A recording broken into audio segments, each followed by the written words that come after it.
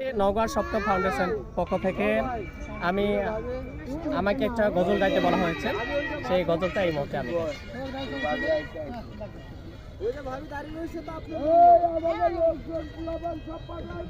পয়দা হলেন নূরের নবী, খোঁজের খাবার খাবা, মারহাবা মারহাবা বলো, মারহাবা মারহাবা। পয়দা হলে নূরের নবী, খোঁজের খাবার খাবা, মারহাবা মারহাবা বলো, মারহাবা মারহাবা। ও আসমানে রয়ে ফেরেশতারি দলে, মারহাবা মারহাবা বলে। ওরে আসমানে রয়ে ফেরেশতারি দলে, মারহাবা মারহাবা বলে।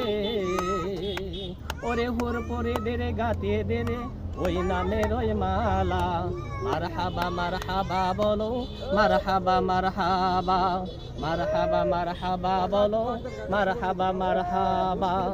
আরে পয়দা হলেন নূরের নবী, খোঁজের খাবার খাবা, মারহাবা মারহাবা বলো, মারহাবা মারহাবা।